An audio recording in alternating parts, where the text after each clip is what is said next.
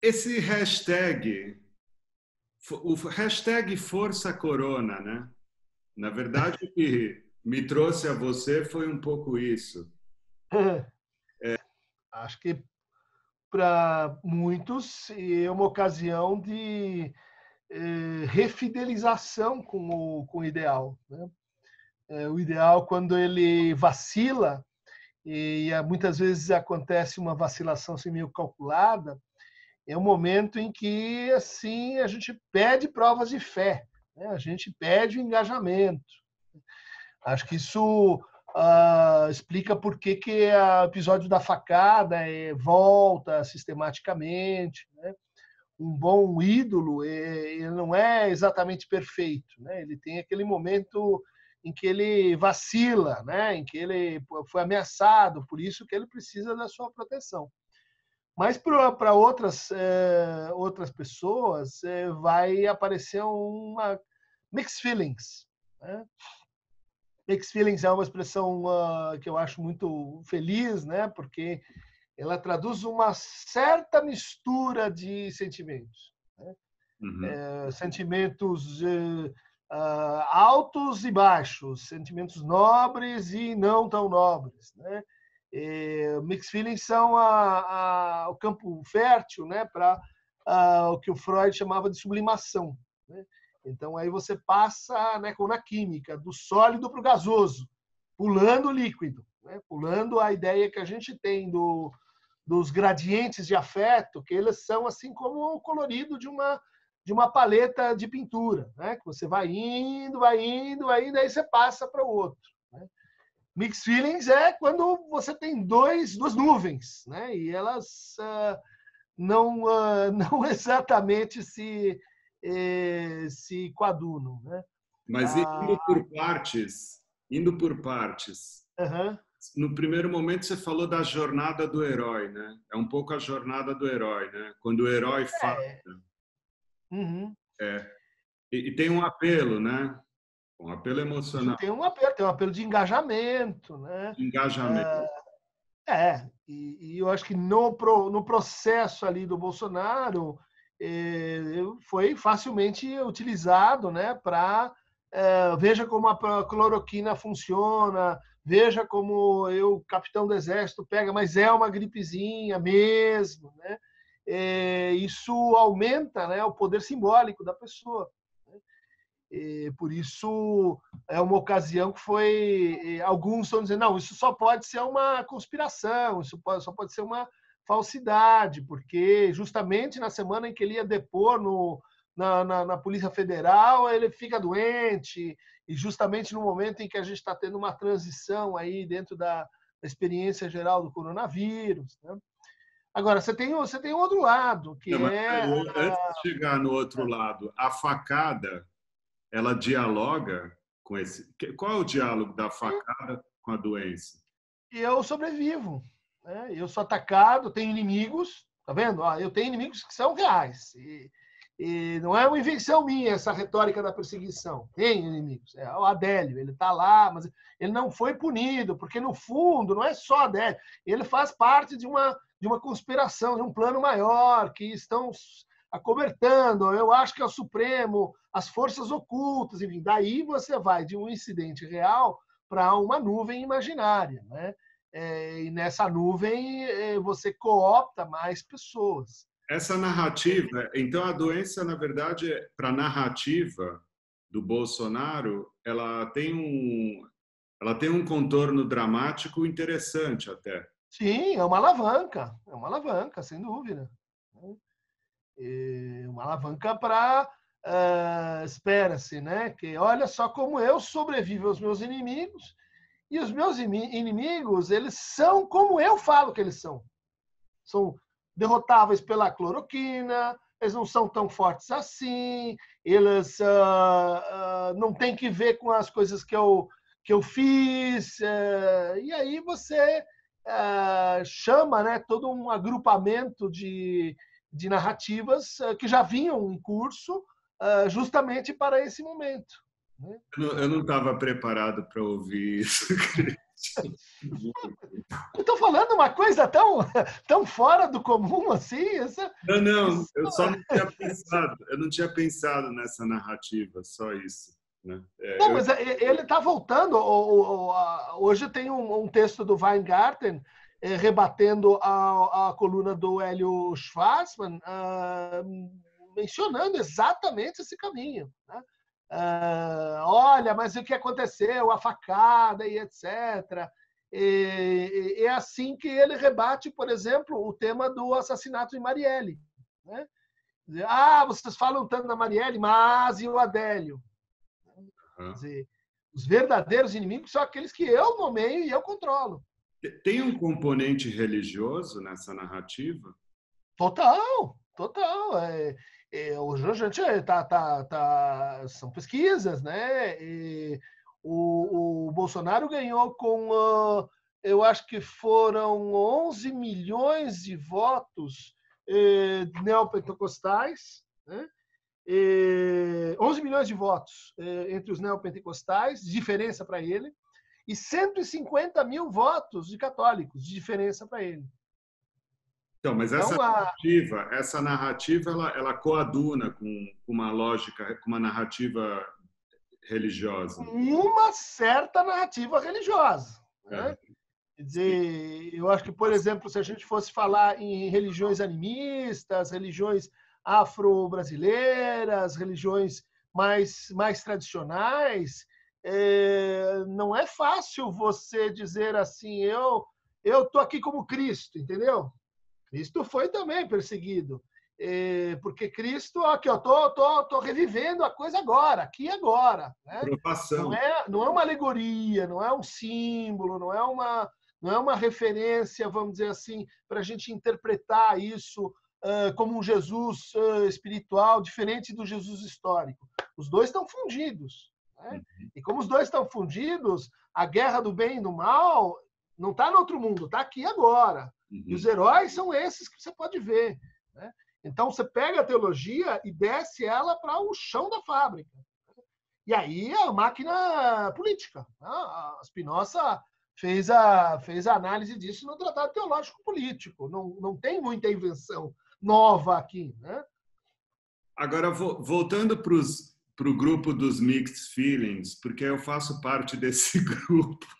Sei. Aí você estava um pouco, você falou do gradiente, né? Eu vou ser um pouco mais direto. Você acha que desejar a morte do outro é patológico? Depende como. Em si não é. Há um caso clássico no Freud, né? Que é o caso do pequeno Hans, uma criança de 5 anos, que começa a desenvolver uma fobia por cavalos e que vai se demonstrando que o cavalo é um substituto simbólico do pai. Por que ele faz isso? Porque ele gosta do pai, mas ele odeia o pai, porque o pai enche o saco, porque o pai afasta ele da mãe, então ele quer ver o pai morto. Né? Mas isso não é bom, isso é mixed feelings. Como é que eu gosto do meu pai é legal e tal, mas eu desejo que ele desapareça para sempre. Né? E ele faz, então, um conflito aí, um conflito difícil e que é resolvido quando ele diz mais ou menos assim: professor Freud, agora eu entendi. Pensar pode. Desejar pode. Não pode fazer. Ele estava ligando, né, os sentimentos hostis, os desejos agressivos, os desejos violentos que a gente tem e que é esperado que tenha aquele que começa a dizer não, a verdadeira pessoa boa não tem. Esse é o patológico. Né? Tem. O que difere é o que você faz com isso. Né? E aí a gente vai entrar num gradiente que é como você traduz esse desejo em discurso, em palavra, em que contexto, para qual destinatário, de que maneira. Né? Em última instância, botar ele para fora é até uma cura, talvez. O raciocínio do Hélio nessa coluna é bastante esguio, porque ele retoma um problema de filosofia da ética, que é o problema moral do Harry. Né? Quer dizer, você imagina que você está numa encruzilhada de um trem, e daí o trem vai matar 100 pessoas. Se você desviar a rota do trem, ele vai matar só 2. O que você deve fazer? É um problema que se discute com toda a dignidade. Né? Os consequencialistas, como ele diz no texto, vão dizer assim, olha, você tem que agir para diminuir perdas. Em vez de matar 100, vão morrer 2 pessoas. Né? E esse é a verdadeira ação ética. O covarde que fica dizendo, olha, não tenho nada a ver, ele, na verdade, deixou que 100 pessoas morressem. Agora, outros vão dizer, esta é uma forma que eu não concordo de pensar a ética. Né? Porque, no fundo, ela começa a contabilizar vidas. Toda vida é infinitamente importante. Né? Então, você nunca deveria fazer cálculos desse tipo. Mas quando você está no plano da saúde, das políticas públicas, você acaba fazendo cálculos assim. Quando você diz, vou pôr mais dinheiro na malária e vou pôr menos dinheiro no câncer, na pesquisa, no desenvolvimento, no atendimento, quando você escolhe, porque você não tem recursos infinitos. Agora, o que ele está dizendo é Bolsonaro é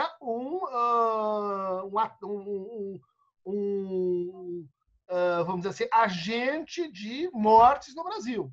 E ele tem argumentos para isso. Né? Nós estamos em segundo lugar, as nossas taxas são péssimas e há uma correlação bastante factível com a política, como o presidente atravessou a política de sanitária do país, demitindo ministros, declarando que a cloroquina é científica. Né? Quer dizer, então, ele está dizendo, isso tudo é o quê? Um mal. As pessoas estão morrendo. Então, como é que a gente trata disso? Vamos voltar para o dilema de Harry. Um mal menor. Vamos torcer para que Bolsonaro morra, porque aí nós teremos menos mortes no Brasil. O Bolsonaro ele já falou de fuzilar o Fernando Henrique, já falou da Dilma morrer de câncer. 30 mil foram poucos, né? Deviam ter morto eles, e o Fernando Henrique, inclusive. Né? Sim. Mesmo agora, durante a pandemia, ele falou e daí com relação às mortes. Então, eu às vezes eu tenho a impressão de que gentileza gera gentileza, violência gera violência. Bela discussão, porque você está supondo que um texto, né, ele defendendo uma posição, ele é violento, ele incita a violência. Não, o fim da ideia, eu concordo com o Hélio. Eu concordo com o Hélio e com o que eu estou ouvindo de você também. Mas, no fim, a ideia não estou falando do texto do Hélio. Na verdade, não é sobre o texto do Hélio. É a sociedade. A sociedade está mais violenta. Você fazer um hashtag Força Corona, às vezes... É que você está falando que são várias discussões, todas elas bem interessantes, né? Porque aí tem um outro argumento que vai dizer o seguinte, mas, que é um pouco o que você está sinalizando, a forma como aquela pessoa promove valores morais e éticos, ela também deve ser levada em conta na maneira como a gente a julga, né? Na maneira como a gente considera e lê a experiência daquela pessoa. Né? Veja só, isso parece uma coisa do tipo, minha educação depende da sua, que não é um princípio razoável, mas a gente pode, do outro lado, dizer assim, mas peraí, não é um princípio que a gente emprega quando a gente diz não vamos ser etnocêntricos, não vamos julgar a cultura dos outros pela nossa cultura, vamos levar também em conta a cultura do outro. E qual é a cultura do outro que a gente conhece e reconhece? É uma cultura militar, agressiva, bélica, é uma cultura que conta vidas, é uma cultura que, vamos dizer assim, admite esses esquemas inferenciais e argumentativos. Falar a língua do outro, né? Falar a língua do outro. Vamos falar a língua do outro. E esta língua, ela tolera, mais do que outras, né? Desejo de morte, hostilidade, a ideia de que eu posso tratar o meu adversário como um inimigo. Sim. Né? Isso é fundamental na retórica bolsonarista. Né? Ele é o inimigo e o passo subsequente deve ser eliminado. O adversário não deve ser eliminado, porque o campeonato precisa continuar. Mas o inimigo, esse tem que sair do jogo. Bom, se isto é um discurso de base e se isso representa esses valores, né, inclusive a ponto de colocar Jesus Cristo atrás de uma arma, a gente pode dizer assim, eu não estou violando, porque violência tem que ver com violação, regras que foram colocadas por esse discurso. Eu fico me perguntando, assim, o que um guerreiro da paz, um Gandhi, como que o Gandhi reagiria, por exemplo, a essa situação? Ele teria que encontrar uma outra posição, né? Entre força corona, morre logo de uma vez e nos liberte disso, e o ídolo que vai, mais uma vez, superar todas as adversidades. Né? Quer dizer, provavelmente o Mahatma, né, na sua alma grande, diria nem uma coisa nem outra. Né? Diria algo assim como vamos fazer uma vigília, né? Com máscara, com todo o distanciamento social, com todas as regras que o sujeito não cumpriu, né? Para homenagear todos de preto, em silêncio, obsequioso pela falência do nosso sistema, pelas mortes ocorridas, ou seja, lembrando, né, as duas coisas. Com dignidade. É claro. Agora, eu só queria citar a minha mãe, no alto da sabedoria dela. Diante de um psicanalista também. Mami, Yudi Mami. Ela vai aparecer como naquele filme do Woody Allen. Morris, querido. Meu caro. Vamos lá, manda ver. É que ela falou assim, ela não tem, não é uma fala de matiz político, mas ela falou assim, bem feito. Eu achei ótima a frase, a colocação, bem feito, né? Bem feito. Aprende, meu caro. Acho que era um pouco essa ideia, né? E eu acho que estamos, sedentos por isso, né? Que morra o Bolsonaro, besta do inferno, ignorante, e que nasça um Bolsonaro iluminista, esclarecido, que aprende com a experiência. Sua mãe está dizendo, tomara que ele aprenda, que ele veja que ele estava falando coisas erradas e que agora, quando aconteceu com ele mude de opinião. Né? Sabedoria judaica de ponta a ponta. O que você deseja ao Bolsonaro? Mixed feelings, né? Eu não gostaria que ele explorasse politicamente esse evento privado, né? Continuando, portanto, essa lógica de alternação entre o público e o privado, né? Quer dizer, quando interessa, estou doente, é a minha família. Quando não interessa, eu sou o presidente, não me ofenda. Né?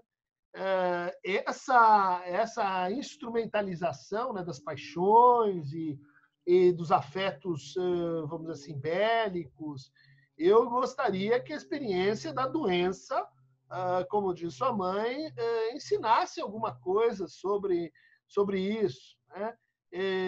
Por outro lado, não posso deixar de pensar, né, que o Brasil precisa de outro presidente.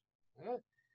Se não for corona impeachment, a forma como isso vai acontecer é uma questão de meios. Os fins estão dados. Esse cara precisa sair. Né? 70% da população pensa mais ou menos assim. Né? Ele é um traidor. Ele foi eleito usando o jogo sujo. Ele foi eleito mobilizando paixões, vamos dizer assim, indevidamente. Então, eu vou dizer assim, os fins justificam os meios? Ele precisa sair.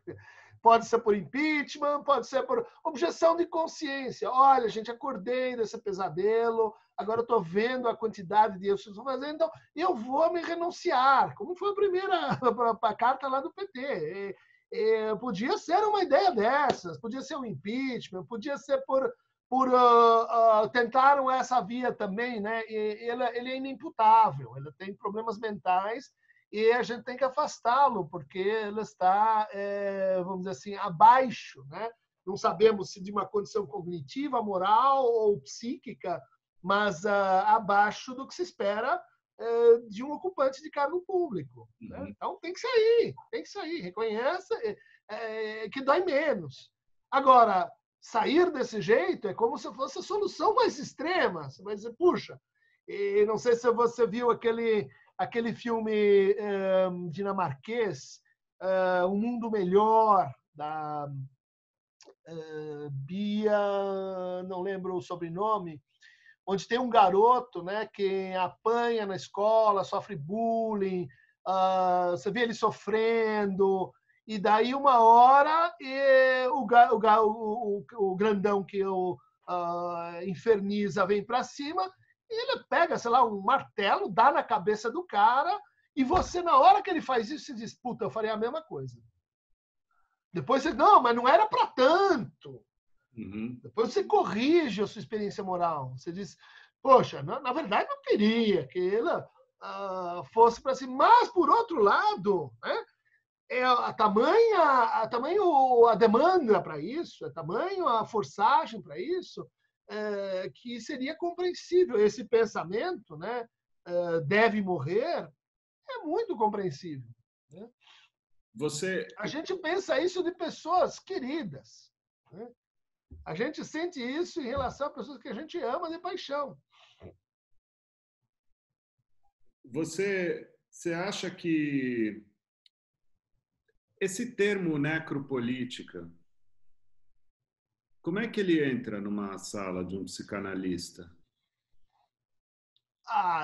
Ele está presente por aí porque ele faz parte da nossa cultura, né? E é uma herança colonial, né? E no fundo ele está associado com várias formas específicas de sofrimento que a gente não faz a ligação muito direta, né? Mas, por exemplo, a necropolítica envolve uma atitude, para simplificar, que é assim, deixa morrer, mas não vamos falar muito necessariamente sobre isso. Não vamos armar um campo de concentração, não vamos metralhar todo mundo. É só assim deixar que isso aconteça. Né? Então, você não dá os remédios, você não investe em infraestrutura, você deixa a polícia ser violenta, mas lá embaixo, você deixa os presídios em situação que são máquinas de morticínio. Você, entendeu? Você não age como o cara que pressiona a alavanca e diz, eu vou fazer 100 morrerem em vez de 2. Eu fico aqui vendo o trem passar, cuidando para que ninguém mexa na alavanca, cuidando para que os trilhos funcionem bem, né? Sem colocar avisos, ei, tem um abismo à frente. Isso aparece na microatitude das pessoas. Né? Por exemplo, na ideia, assim, às vezes muito exagerada, de que eu preciso de um carro blindado, porque é muito perigoso lá fora, porque micróbios vão entrar, porque essas pessoas, essa gente, uma hora elas vão me atacar. Né? Então, você se cria, né, uma vida em estrutura paranoide, né, de perseguição. Por quê? Porque tem uma parte de você que diz assim, se eu não olhar, não acontece. Se eu virar a cara para cá, eu não vejo. Você está compactuando com a necropolítica. Né? Você está deixando a coisa correr. Só que você sabe que você está Não fazendo. fazer nada é compactuar, né? Em certas circunstâncias, e isso tem que ver com qual é o jogo jogado, né? Qual é o discurso que está posto, qual é o momento, qual é o capítulo da história que a gente está vivendo. Né? Isso exige precisão na análise, né? Não é por atacado. Assim. Então, toda vez a gente vai agir em todos os lugares. Isso é um voluntarismo. Né? Nem sempre funciona, mas para aquela pessoa, né, ela não consegue entender que esse sentimento paranoico é um retorno de uma atitude anterior necropolítica. Porque... Você não vai dizer para ela, olha, você precisa ler Achille Mbembe. Você vai tentar colocá-la em contato com esse outro, que vai aparecer nos sonhos dela, que vai aparecer nos sintomas dela, que vai aparecer nos fracassos relacionais, vai aparecer nas repetições que ela engendra na vida. Não, porque eu acho que esse, assim, já levando, se bem que quem tem que terminar a sessão é o analista, né? Mas tudo bem. Mas quem disse que é analista que sou eu? Ah! Não, é porque eu tinha, no roteiro da entrevista mesmo, eu terminava com as palavras o mecanismo do esquecimento, né? Que é um mecanismo. Eu achei que trocar essa bola contigo também era bom, porque Sim. é uma proteção esquecer também, né? Uhum. Foi quase Freud que disse: quem se recusa a olhar para a história se condena a repeti-la. Vale para a psicanálise. Ah, tá. Então, aquilo que na nossa história é individual, você não quer saber, vai voltar. Aquilo que naquela nossa história coletiva você não quer saber, vai voltar, vai cair na sua cabeça, não tenha a menor dúvida. Sim. Né? Então, o enfrentamento disso, né, é um enfrentamento do traumático, porque a gente não é porque a gente não quer saber, porque a gente assim é florzinha, é porque dói saber, porque é encrenca, a gente sabe, mas não consegue mudar, a gente sabe, mas vem culpa, a gente sabe e aquilo é doloroso, não é assim, haha, Scooby-Doo, e por trás da máscara estava... Isso só para o primeiro capítulo. Né? A gente tem uma história muito mal feita. Né? A história da ditadura militar não foi bem feita. Né? Não foi bem feita porque na Constituição de 88 a gente não fez um projeto de segurança pública, né? Como disse Haddad outro dia. A gente tem o passado da escravidão, a gente tem histórias que precisa fazer. Não, mas, por exemplo, eu chegar em casa e me recusar a ver o telejornal, porque eu sei que vai ser muito triste. Eu estou falando uma coisa mais banal do dia a dia. Positividade tóxica. Não faça. Ah, positividade. Não faça. É meu cara. Você quer viver num condomínio? Vai lá, só que não vai dar certo. O jornal que você não quer ver na sua frente vai entrar na forma enrolada em maneira de cânula ou cilindro por outro lugar, que eu não quero me referir aqui para não estragar a nossa entrevista.